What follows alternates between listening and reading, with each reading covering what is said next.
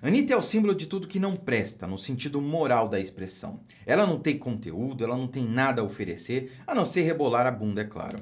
Esse é o conteúdo dela. É isso que ela tem a oferecer a você, mais nada. E agora ela ataca Ricardo Salles. Na verdade, não só ela, mas o sistema inteiro. Antes foi o ministro Ernesto Araújo e agora Ricardo Salles, o ministro do Meio Ambiente. E por que tudo isso está acontecendo? Porque a Anitta pediu que ele fosse retirado do comando da pasta, né, do ministério.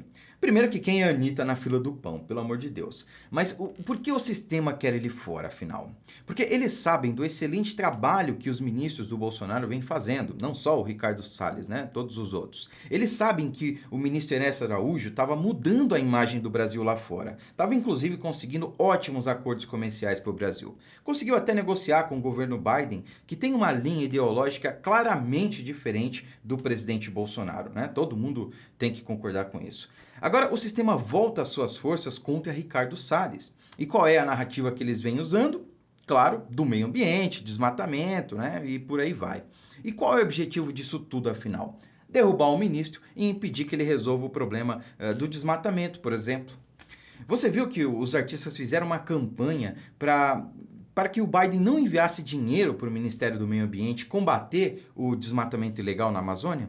Pois é, e quando você para pensar, você percebe que está tudo conectado, entende? Perceba que se o presidente Bolsonaro resolver os problemas do país via seus ministérios, eles simplesmente não vão ter narrativas para atacar o presidente o ano que vem nas eleições. Essa é a questão.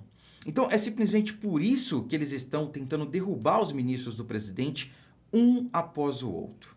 E já adianto para vocês que se eles conseguirem, o próximo, sem dúvida nenhuma, será o ministro Tarcísio e também a ministra Damares, né? Outros que vêm fazendo aí um excelente trabalho nas suas respectivas pastas.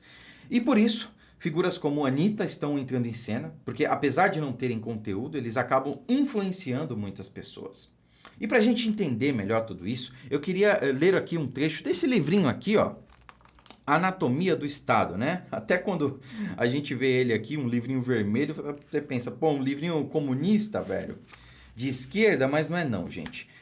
O nome dele é Anatomia do Estado e ele é de Murray Rothbard, né? Espero ter lido aqui certo, pronunciado certo o nome dele. Mas é um livro muito bom, um livro curto, eu recomendo que você leia. Eu vou deixar aqui todos os dados dele na descrição do vídeo, tá?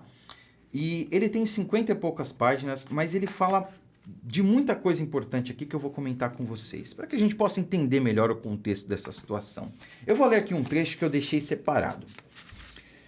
Vamos lá. Promover essa ideologia entre o povo é a função fundamental dos intelectuais, porque as massas não geram suas próprias ideias, nem refletem sobre tais ideias independentemente. Elas seguem passivamente as ideias adotadas e disseminadas pelo corpo de intelectuais. Os intelectuais são, portanto, os formadores de opinião da sociedade.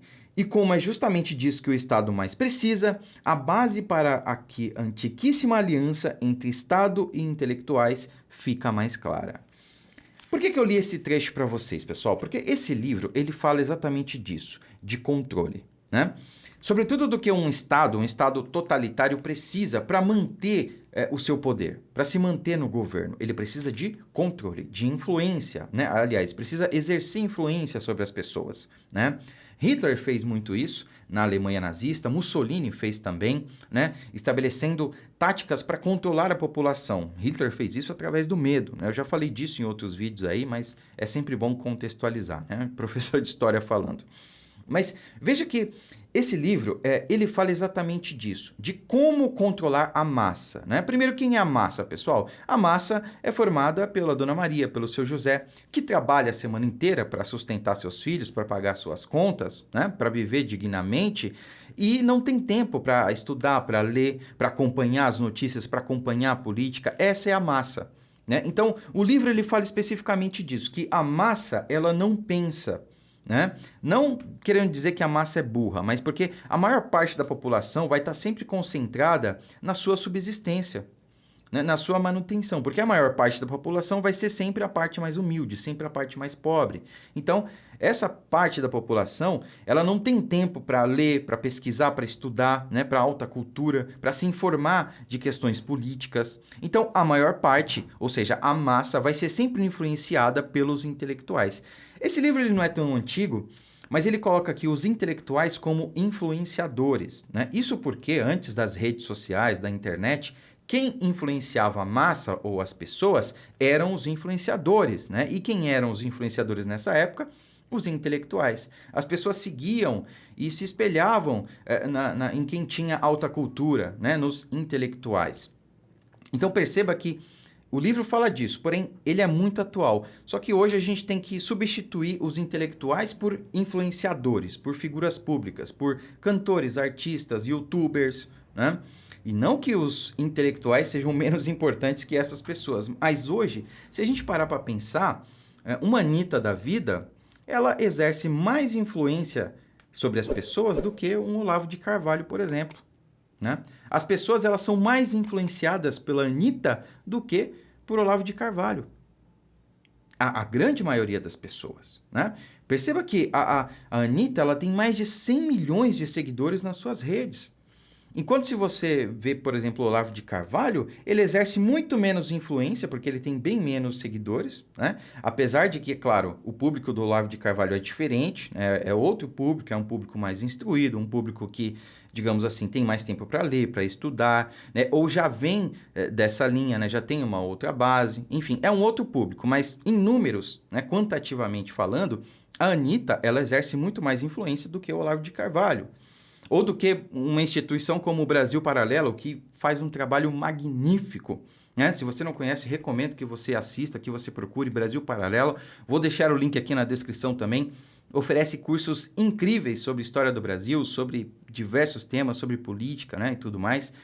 Mas, enfim, a questão é, para um governo totalitário, e a esquerda quer instaurar isso no Brasil, quer instaurar um governo totalitário, né? Apesar de eles falarem tanto em democracia e liberdades e não sei o quê, democracia para eles, pessoal, é o que eles apoiam, o regime que eles apoiam. Democracia para eles é, queremos colocar o Lula no poder. Isso é democracia. Todo mundo que falar o contrário é fascismo, tá? Então, o que eles querem é instaurar um regime totalitário. E, basicamente, para que um regime desse seja instaurado e permaneça no poder, eles precisam influenciar as pessoas, eles precisam ter o controle das pessoas. E esse livrinho aqui, ele fala exatamente disso. Como exercer o controle sobre as pessoas. Veja aqui, o que é mais fácil? Você controlar toda a massa ou controlar quem controla a massa? Antes era assim, os intelectuais, eles eram cooptados pelo governo para apoiar o governo, para falar bem do governo, ou seja, para influenciar as pessoas a apoiarem o governo. Porque é muito mais fácil você controlar ou influenciar quem controla a massa do que você fazer isso diretamente com a massa. Porque aí você teria que fazer um trabalho de convencimento de um por um em cada indivíduo, né? Enquanto que se você controla quem controla a massa, né? É muito mais fácil. Exercer um controle, exercer influência sobre quem controla a massa, a maioria das pessoas, é muito mais fácil. Então, veja, não estou afirmando aqui que a esquerda, o sistema fez isso com a Anitta ou com o Felipe Neto, por exemplo, né? Que são duas figuras aí que não têm conteúdo nenhum, que não têm nada a agregar, mas exercem muita influência sobre muitas pessoas, sobre dezenas de milhões de pessoas, né? O Felipe Neto ele tem mais de 40 milhões de inscritos no canal dele aqui no YouTube. Né? É algo muito grande. Até falar dele é um perigo, mas essa é a verdade. Então veja, o que é mais fácil? Você controlar o que 100 milhões de pessoas vão fazer ou você controlar quem tem 100 milhões de pessoas como público? Não estou afirmando aqui que a Anitta, Felipe Neto estão sendo utilizados dessa maneira. Não estou afirmando, eu estou levantando aqui uma questão, uma hipótese, né? Comentando aqui o nosso livro e contextualizando.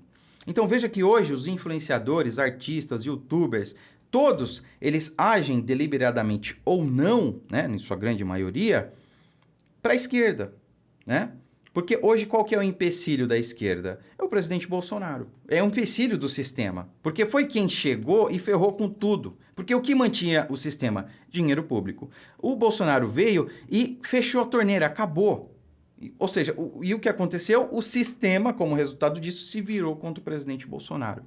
Foi isso que aconteceu. Então, por isso que nós vemos hoje figuras como Anitta, figuras como o Felipe Neto, se metendo tanto em questões políticas, falando tanto de política. Né? E outras figuras também. Estou citando Anitta aqui e Felipe Neto porque são os dois maiores, digamos assim, mas existem várias outras figuras aí que estão se metendo na política. Enfim, o objetivo principal é esse. Espero que vocês tenham entendido. Como eu disse, vou deixar aqui na descrição todas as informações sobre esse livro que você pode encontrar. Cara, é um livro muito pequeno, né? Eu sei que na câmera aqui, eu tô até vendo, tá parecendo meio grande, mas ele é pequenininho, ó. Cabe na palma da mão, cabe no bolso, cabe em qualquer lugar. É um livro para você ler indo pro trabalho, no ônibus, para você ler numa pausa do almoço, né? Você lê em um dia, é curtinho, tem 50 páginas. E é muito bom, tá certo? Novamente peço que você compartilhe esse vídeo, que você deixe o like aí, comente o que você achou, tá certo? E é isso, vamos fortalecer o canal, crescer e alcançar mais pessoas aí. Fiquem com Deus e até a próxima.